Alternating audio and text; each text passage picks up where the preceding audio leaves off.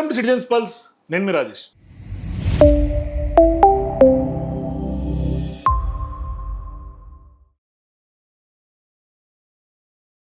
తెలంగాణలో కాంగ్రెస్ పార్టీ రేవంత్ రెడ్డి గారి ప్రభుత్వం ఏర్పడి 2.5 సంవత్సరాలు గడిచిపోయింది.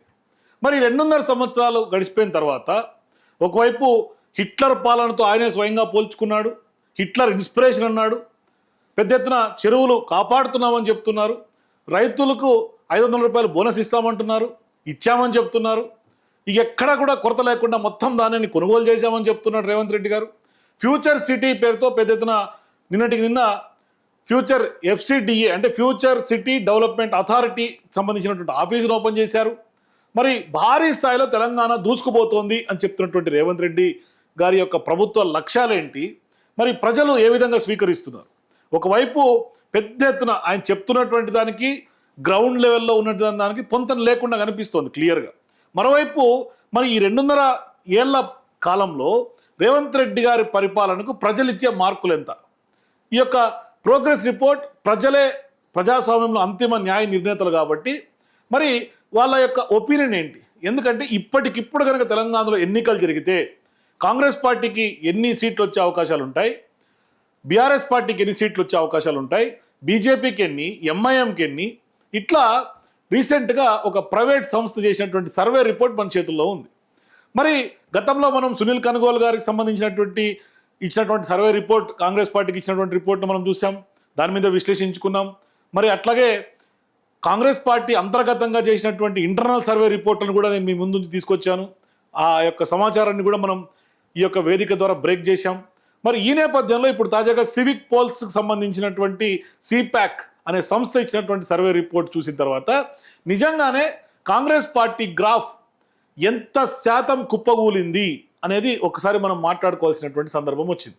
కాబట్టి ఇప్పుడు నెక్స్ట్ కాంగ్రెస్ పార్టీ పరిస్థితి తెలంగాణలో ఏంటి, బీఆర్ఎస్ పార్టీ పరిస్థితి ఏంటి, బీజేపీ పరిస్థితి ఏంటి, ఇప్పుడుకిప్పుడు ఎన్నికలు జరిగితే మరి ప్రజల నాడి ఎవరి వైపు ఉంది, అంటే ప్రజల పల్స్ ఏంటి, మూడవది తెలంగాణ ఏ విధంగా ఉంది? మీ అభిప్రాయాల కింద నా కామెంట్స్ రూపంలో మీకు తెలిసినటువంటి అభిప్రాయాలు మీ కామెంట్స్ తెలియజేయండి. అట్లాగే ఈ యొక్క వీడియోని మీ మిత్రులందరూ కూడా షేర్ చేయండి. అయితే వాళ్ళు మొన్న ఇచ్చినటువంటి రిపోర్టు మన చేతిలో ఉంది. వాళ్ళు ఇచ్చినటువంటి రిపోర్టు మూడవది Telangana civic poll analysis committee వాళ్ళు ఇచ్చినటువంటి రిపోర్ట్ ప్రకారం కాంగ్రెస్ పార్టీ అధికారంలో ఉన్నటువంటి పార్టీ ఇప్పటికిప్పుడు ఎన్నికలు జరిగితే 22 స్థానాలకే పరిమితం కాబోతోంది అనేది వాళ్ళు ఇచ్చినటువంటి రిపోర్ట్. అంటే 2023 ఎన్నికల్లో 64 స్థానాలతో కాంగ్రెస్ పార్టీ ప్రభుత్వం ఏర్పడితే వాళ్ళు గెలిచింది 64 స్థానాలు, ఒక స్థానం CPIది, మొత్తం 65 స్థానాలతో కాంగ్రెస్ పార్టీ ప్రభుత్వం ఏర్పడితే ఇప్పుడు కాంగ్రెస్ పార్టీ అందులో సగం సీట్లు కూడా గెలిచే పరిస్థితి లేదు. 64 అంటే 32 సీట్లు సగం. మరి ఆ సగం సీట్ల కంటే కూడా ఇవాళ దానికంటే కూడా దిగజారిపోయింది కాంగ్రెస్ పార్టీ గ్రాఫ్. దీనికి కారణాలు ఏంటి? దీన్ని మనం ఖచ్చితంగా కాంగ్రెస్ పార్టీ కొంత వాళ్ళ అంతర్గతంగా అధ్యయనం చేయాల్సినటువంటి పరిస్థితి ఉంది. రాష్ట్ర ప్రజలందరూ కూడా ఎందుకు ఇంత స్థాయిలో ఒక్కసారిగా మార్పు కోరుకుంటున్నారు మళ్ళీ? ఎందుకంటే ఏ మార్పు పేరుతో అయితే కాంగ్రెస్ పార్టీ అధికారంలోకి మార్పు రావాలి, కాంగ్రెస్ కావాలి అన్న నినాదంతో పెద్ద ఎత్తున ఇవాళ వాళ్ళు ఎన్నికల్లోకి వెళ్తారు. 2023లో 64 సీట్లు గెలిచి అధికారం చేజెక్కించుకున్నటువంటి కాంగ్రెస్ పార్టీ ఒక్కసారిగా వాళ్ళ హామీల్లో విషయంలో ఫెయిల్యూర్ కనిపిస్తోంది, అడ్మినిస్ట్రేషన్ విషయంలో ఫెయిల్యూర్ కనిపిస్తోంది, ఆఖరికి పొలిటికల్గా నెరేషన్ని బిల్డ్ చేసే విషయంలో కూడా కేవలం ప్రతిపక్షాలను తిట్టే పరిస్థితుల్లోనే ఇప్పటిదాకా కాంగ్రెస్ పార్టీ పాలన తెలంగాణలో సాగింది తప్పితే ఎక్కడ కూడా కొంత కాంక్రీట్ రిజల్ట్స్ వచ్చినటువంటి దాఖలాలు లేవు. అంటే ప్రజలు ఎక్స్పెక్ట్ చేసినటువంటి సొల్యూషన్స్ దొరకల. 6 గ్యారంటీల పేరుతో వంచబడింది తెలంగాణ సమాజం మొత్తం. ఇవాళ అన్ఎంప్లాయిడ్ యూత్ తీసుకున్నా, మహిళలు తీసుకున్నా, రైతులు తీసుకున్నా, ఎంప్లాయీస్ తీసుకున్నా, రిటైర్డ్ ఎంప్లాయీస్ తీసుకున్నా ఎవ్వరికి కూడా న్యాయం జరిగినటువంటి దాఖలాలు లేవు. కాబట్టి ఇవాళ కాంగ్రెస్ పార్టీ 22 స్థానాలకే పరిమితమైంది, బీజేపీ 6 స్థానాలు, ఎంఐఎం 6 స్థానాలు, ఎంబీటీ 1 స్థానం, ఇక ఫైనల్గా బీఆర్ఎస్ పార్టీకి 84 స్థానాలని ఈ యొక్క రిపోర్ట్ చెప్తోంది. సరే, బీఆర్ఎస్ పార్టీకి అయితే మాత్రం ఖచ్చితంగా వేవ్ అయితే కనిపిస్తుంది ప్రజల్లో. ఒక సరే 84 వస్తాయా, మరి ఈ సర్వేలో వాస్తవం ఎంత, మరి 22 స్థానాలు కాంగ్రెస్కి వస్తాయా, ఈ సర్వేలో వాస్తవం ఎంత అంటే మీరు కూడా మేపల కింద చెప్పొచ్చు ఈ సర్వేలో వాస్తవం ఎంత ఉంది అనేది మీరు కూడా చెప్పొచ్చు. కానీ కాన్స్టిట్యున్సీ వైజ్గా కూడా ఉంది. కాన్స్టిట్యున్సీ వైజ్గా కూడా నేను ఓపెన్ చేసి చెప్పే ప్రయత్నం చేస్తాను ఏ జిల్లాలో ఎన్ని స్థానాలని కూడా. కాకపోతే ఇక్కడ కాంగ్రెస్ పార్టీ ఈ 2.5 years పాలన చూసిన తర్వాత, రేవంత్ రెడ్డి గారు ప్రజా వ్యతిరేక విధానాలు చూసిన తర్వాత, రేవంత్ రెడ్డి గారి యొక్క పాలన ప్రజా వ్యతిరేక పాలన, అంటే ప్రజాపాలన పేరుతో చేస్తున్నటువంటి దమనకాండ, ప్రజాపాలన పేరుతో చేస్తున్నటువంటి విధ్వంసం, హైదరాబాద్ నగరం ఒక్కసారిగా బ్రాండ్ వాల్యూ పడిపోవటం, ఒక్కసారిగా రియల్ ఎస్టేట్ కుప్పగూలిపోవటం, అట్లాగే మార్కెట్లో రెవెన్యూ జనరేషన్ జరగకపోవటం, ఆర్థికంగా రాష్ట్రం చిదిగిపోవటం, ఇదంతా చూసిన తర్వాత ప్రజల్లో మేము ఎక్కడో మోసపోయామని ప్రజలు గ్రహించారు. మరి నిజంగానే ఇవాళ 6 గ్యారంటీల పేరుతో 400కు పైగా గ్యారంటీలు చెప్పినటువంటి హామీలు ఇచ్చినటువంటి కాంగ్రెస్ పార్టీ వాళ్ళ హామీలు నిలుపుకునే పరిస్థితులు లేదు. కాబట్టి ఈ పాలన చూసిన తర్వాత గతంలో 10 ఏళ్ల పాటు బీఆర్ఎస్ పార్టీయే బెటర్గా ఉండే అన్న ఒపీనియన్కి అయితే చాలామంది మెజారిటీ ప్రజలు వచ్చినట్టుగా నాకైతే కనిపిస్తుంది. ఆ మూడు కనిపిస్తుంది. ఎందుకంటే ఒక్కసారిగా గతంలో అప్పటి ప్రభుత్వం మీద ఉన్నటువంటి యాంటీ ఇన్కంబసీని రేవంత్ రెడ్డి గారు కాంగ్రెస్ పార్టీ క్యాష్ చేసుకుంది. ఎన్నో చెప్పింది, మాటలు చెప్పింది, మాయమాటలు చెప్పింది, గ్యారంటీల పేరుతో ప్రజలకు హామీలు ఇచ్చారు. కానీ హామీలు నిలుపుకోలేదు. అందుకని ఇవాళ హామీలు నిలుపుకోలేదు కాబట్టే ప్రజలు వంచబడ్డారు అని ఇవాళ మాట్లాడుతున్నటువంటి పరిస్థితి. కాబట్టి ఇవాళ ఆ 10 ఏళ్ల పాలన, ఆ 2 టర్ముల పాలన, ఈ టర్మ్లో సగం పాలన తీసుకుంటే ఖచ్చితంగా ఇవాళ ఈ పాలన కంటే, అంటే ఈ పార్టీ పాలన కంటే గతంలో సారే బాగుండే, కేసీఆరే బాగుండే, ఆయన అవి చేసిండు ఇవి చేసిండు అని ఇప్పటికి కూడా మాట్లాడుకుంటున్నటువంటి పబ్లిక్ ఉన్నారు. కానీ ఇవాళ ఏ రూరల్ రైతు బేస్తో అయితే కాంగ్రెస్ పార్టీ రూరల్లో ఓట్ బ్యాంక్తో గెలిచిందో, ఇవాళ రైతుల్లో వచ్చినటువంటి వ్యతిరేకత చూస్తే పెద్ద ఎత్తున తిరుగుబాటు మొదలవుతాం. రైతుల భూములని ఏవేవో ప్రాజెక్టుల పేరుతో గుంజుకుంటున్నటువంటి పరిస్థితి కనిపిస్తుంది. ఒకవైపు ఫ్యూచర్ సిటీ పేరుతో, ఇంకోవైపు ఇంకో పేరుతో, మరోవైపు మరో పేరుతో.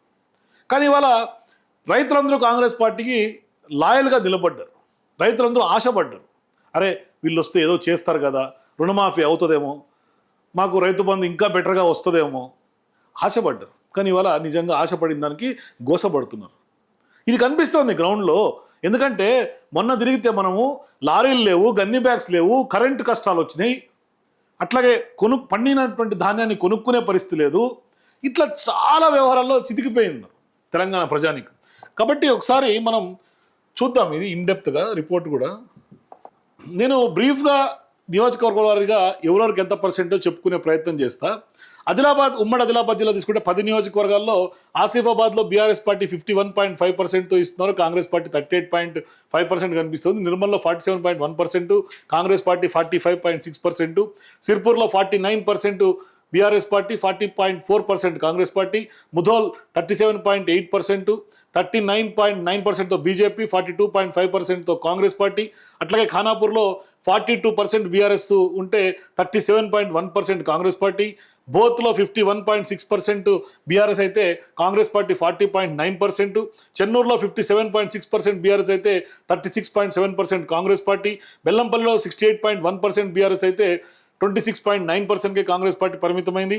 అట్లాగే మంచిర్యాలలో 46.1% బీఆర్ఎస్, 45.9% కాంగ్రెస్. ఇక అట్లాగే ఆదిలాబాద్ తీసుకుంటే 49.1% బీఆర్ఎస్, 43.6% కాంగ్రెస్. సో ఇట్లా ఉమ్మడి ఆదిలాబాద్ జిల్లాలో ఉన్నటువంటి పరిస్థితి, గ్రౌండ్ రియాలిటీ, అంటే అక్కడ ప్రజలకు ఉన్నటువంటి మూడ్. ఇక అట్లాగే ఉమ్మడి నిజామాబాద్, బాన్స్వాడలో బీఆర్ఎస్ 41.6%, కాంగ్రెస్ 36.6%, ఆర్మూర్లో 15.5%, కాంగ్రెస్ 31.6%. ఇక్కడ కొంత బీజేపీ ఆర్మూర్లో ఎక్కువ కనిపిస్తుంది, 32.5% కనిపిస్తుంది. బోధన్లో 30.8% బీఆర్ఎస్, 34.5% బీజేపీ, 27.9% కాంగ్రెస్. అంటే ఇక్కడ కూడా బీజేపీ కొంత లీడ్ కనిపిస్తుంది. నిజామాబాద్ అర్బన్లో 35.5% బీఆర్ఎస్, 12.6% బీజేపీ, 24.6% కాంగ్రెస్. నిజామాబాద్ రూరల్లో 33.3% బీఆర్ఎస్, 23.5% బీజేపీ, 37.5% కాంగ్రెస్. బాల్కొండలో కూడా అంతే, 49.9% బీఆర్ఎస్, 2.5% బీజేపీ, 30.8% కాంగ్రెస్. జుక్కల్లో 39.9% బీఆర్ఎస్ ఉంది, 14.5%తో బీజేపీ, 38.5%తో కాంగ్రెస్ పార్టీ కనిపిస్తుంది. ఇక ఎల్లారెడ్డిలో 37.9% బీఆర్ఎస్ ఉంది, కాంగ్రెస్ పార్టీ పూర్తిగా 12.6కి పరిమితమైంది. ఇక్కడ బీజేపీ 41.7%తో కొంత బీజేపీ పుంజుకుంటున్నట్టు కనిపిస్తుంది. కామారెడ్డిలో 36.9% కొంత బీఆర్ఎస్ పార్టీ కనిపిస్తుంటే కాంగ్రెస్ 11.5%, బీజేపీ 42.9%. అంటే ఇక్కడ కూడా కామారెడ్డిలో కూడా బీజేపీ కొంత లీడ్లోనే ఉంది. కోరుట్లలో 46.5% బీఆర్ఎస్, 43.9% కాంగ్రెస్. ఇక అట్లాగే ధర్మపురి విషయం తీసుకుంటే ఉమ్మడి కరీంనగర్ జిల్లాలో 42.9 బీఆర్ఎస్, 42.4 కాంగ్రెస్. అట్లాగే రామగుండంలో కొంత Congress party 31.6 Congress party, 37.1% BRS party. మంత్రిలో 17.7%తో బీఆర్ఎస్ ఉంది, 42.5%తో కాంగ్రెస్ కనిపిస్తుంది. పెద్దపల్లిలో 49.6%తో బీఆర్ఎస్ ఉంది, 1.6 బీజేపీ, 34.5% కాంగ్రెస్ పార్టీ. కరీంనగర్లో 39.2 బీఆర్ఎస్, 13.5 కాంగ్రెస్, 38.6% కొంత బీజేపీ కనిపిస్తుంది. ఇక చొప్పదండిలో 43.5%లో బీఆర్ఎస్ ఉంది, 38.2% కాంగ్రెస్ కనిపిస్తుంది. మానకొండూరులో కూడా 41 BRS, 37 Congress. Huzurabad 39 BRS, 21 Congress party. ఇక్కడ బీజేపీ 30% కనిపిస్తుంది. అట్లాగే వేములవాడలో 46.3% ఉంది, 38.3% కాంగ్రెస్ కనిపిస్తుంది, 11.9లో బీజేపీ. సిరిసిల్లలో 49.3 బీఆర్ఎస్ పార్టీ కనిపిస్తుంటే 35.7% కాంగ్రెస్ కనిపిస్తుంది. ఇక జగిత్యాలలో 39.5%తో బీఆర్ఎస్ ఉంది, 24.5లో బీజేపీ, 28.04లో కాంగ్రెస్ కనిపిస్తుంది. అంటే జగిత్యాలలో జీవన్ రెడ్డి గారు ఎప్పుడైతే బీఆర్ఎస్ పార్టీకి వచ్చారో పూర్తిగా గ్రౌండ్ మారిపోయింది. ఉత్తరాంధ్రలో చాలా వరకు గ్రౌండ్ మారింది. ఇక మెదక్ విషయం తీసుకుంటే మెదక్లో కూడా జహీరాబాద్లో బీఆర్ఎస్ పార్టీ 50%, సంగారెడ్డిలో 47%, పటాన్చెరులో 39, నారాయణగఢ్లో 39, ఆందోళ్ 44, నర్సాపూర్ 46, మెదక్ 51, దుబ్బాక 34, గజ్వేల్ 42, హుస్నాబాద్ 39, సిద్దిపేట 70, కల్వకుర్తి 35, సాద్నగర్ 33.5, కొడంగల్ 37.1, కాంగ్రెస్ పార్టీ 59.5, బీజేపీ 0.61%. చూడండి, రేవంత్ రెడ్డి గారి సొంత నియోజకవర్గంలో కూడా కాంగ్రెస్ పార్టీ 59.5 ఉంటే బీఆర్ఎస్ పార్టీ 37.14 ఉంది. అట్లాగే పాలమూరు జిల్లాలో మహబూబ్నగర్ 59.5 బీఆర్ఎస్, 14.5 కాంగ్రెస్, బీజేపీ 21.6. జడ్చర్లో 43 కనిపిస్తోంది, దేవరకొండలో 39, దేవరకద్రలో 39 కనిపిస్తోంది. అట్లాగే కొల్లాపూర్ బీఆర్ఎస్ 46, కాంగ్రెస్ 45, అంటే నెక్ టు నెక్ ఉండే పరిస్థితి ఉంటుంది. అట్లాగే నాగర్ కర్నూలు 46.9% నాగర్ కర్నూలు, బీఆర్ఎస్, కాంగ్రెస్ పార్టీ 42.7%. ఇది కూడా కొంచెం ఇంచుమించు 4% గ్యాప్ ఉంది, కొంత నెక్ టు నెక్ వచ్చే అవకాశం ఉంది. అచ్చంపేటలో 47.1%, 44.9% కాంగ్రెస్. వనపర్తి 41.5, 35.9 కాంగ్రెస్. గద్వాల్లో 41.6 కొంత బీఆర్ఎస్ కనిపిస్తుంది, 13.5 కాంగ్రెస్, 35.9 బీజేపీ. ఇక అలంపూర్లో 47.5, మక్తల్లో 39.4, మక్తల్లో కాంగ్రెస్ కూడా 38.9 కనిపిస్తోంది. నారాయణపేటలో 39.6, నారాయణపేటలో 53.7లో కాంగ్రెస్ లీడ్ ఉంది. ఇక ఇబ్రహీంపట్నం, ఎల్బీ నగర్, మహేశ్వరం, రాజేంద్ర నగర్, శేర్లింగంపల్లి, చేవెళ్ళ, పరిగి, వికారాబాద్, తాండూర్, మేడ్చల్, ఇక మల్కాజ్గిరి, కుత్బుల్లాపూర్, కూకట్పల్లి, ఉప్పల్, ఇదంతా కూడా కొంత కాంగ్రెస్ బీఆర్ఎస్ పార్టీ లీడ్ 38, 42, 40, 37, 34 ఇట్లా కనిపిస్తుంది. సరే, సిటీ లిమిట్స్ ఎట్లాగో కొంత మనకి బీఆర్ఎస్ పార్టీకి ఓట్ బ్యాంక్ ఎక్కువ ఉంటుంది కాబట్టి కొంత చాంద్రాయణగుట్ట, చార్మినార్, గోషామహల్, యాకుత్పుర, బహదూర్పుర ఇవి కొంత ఎంఐఎం బెల్ట్, ఎంఐఎం కొంత లీడ్ కనిపిస్తుంది. ఇక్కడ ఎంబీటీ కూడా, చాంద్రాయణగుట్టలో ఎంబీటీ కూడా 40.3% ఉంది. కాబట్టి ఇక నెక్స్ట్ నల్గొండ, ఉమ్మడి నల్గొండ జిల్లాలో దేవరకొండలో బీఆర్ఎస్ 41 పాయింట్ ఉంది, 34 కాంగ్రెస్ పార్టీ కనిపిస్తుంది. మునుగోడులో కూడా మీకు ఉమ్మడి నల్గొండ జిల్లాలో నకరేకల్ తీసుకున్నా 51.6తో కాంగ్రెస్ ఉంది, 35% బీఆర్ఎస్ ఉంది. నల్గొండ 42 ఉంది, కాంగ్రెస్ పార్టీ 47 ఉంది. మునుగోడులో 38% కాంగ్రెస్ ఉంటే బీఆర్ఎస్ ఉంటే 43% కొంత 43.5%తో కాంగ్రెస్ పార్టీ కనిపిస్తుంది. అక్కడ కోమటిరెడ్డి రాజగోపాల్ రెడ్డి కొంత లీడ్లోనే కనిపిస్తున్నాడు. అంటే ఆయన చేసిన మంచి పనులు కూడా ఉన్నాయనుకోండి. ఇక దేవరకొండ, నాగార్జున సాగర్, మిర్యాలగూడ, హుజూర్ నగర్, కోదాడ, సూర్యాపేట్, తుంగతుర్తి, ఆలేర్, భువనగిరి, జనగావ్ ఇవన్నీ కూడా ఉమ్మడి నల్గొండ జిల్లాకు సంబంధించినటువంటి నియోజకవర్గం. ఇక్కడంతా కూడా ఆల్మోస్ట్ బీఆర్ఎస్ పార్టీకే కనిపిస్తుంది. దేవరకొండలో 41 పాయింట్ ఉంది, నాగార్జున సాగర్లో కాంగ్రెస్ పార్టీ 44 ఉంది, మిర్యాలగూడలో 48.3% బీఆర్ఎస్ ఉంటే 43% కాంగ్రెస్ ఉంది, హుజూర్ నగర్లో 44.6 ఉంటే కేవలం 1%తో మాత్రమే ఉత్తమ్ కుమార్ రెడ్డి 47.7తో ఉన్నాడు ముందు. కోదాడలో 46.8 ఉంటే 49.6 కొంత కాంగ్రెస్ కనిపిస్తోంది. అంటే నెక్ టు నెక్ ఉన్నాయి. నల్గొండ అంటేనే కొంత కాంగ్రెస్ పార్టీ కంచుకోట కదా, అక్కడ కూడా కొంత నెక్ టు నెక్కే కనిపిస్తున్నాయి. అట్లాగే వరంగల్ విషయం తీసుకుంటే station Ghanpur, Palakurthi, Dornakal, Mahabubabad, Narsampet, Parkal, Warangal west, Warangal east ఇవన్నిటిలో కూడా BRS 52, Narsampet, Parkal 44, Warangal west 40, west east 39, Wardhannapet 39. మరి కాంగ్రెస్ పార్టీలో అంత కనిపెట్టలేదు. పరకాల మాత్రమే కొంత 48.8తో కొంత కాంగ్రెస్ ఉంది, కానీ మిగతా అంతటా కూడా కొంత బీఆర్ఎస్ లీడే కనిపిస్తుంది.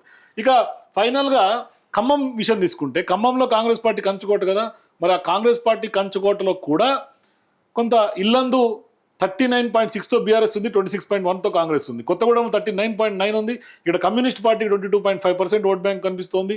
ఇల్లందు కొత్తగూడెంలో వీళ్ళు డిసైడింగ్ ఫ్యాక్టర్ అవుతారు. అక్కడ కాంగ్రెస్ పార్టీ 32.8, దసరాపేటలో 49.9 ఉంది బీఆర్ఎస్, 45.8 కాంగ్రెస్ కనిపిస్తుంది.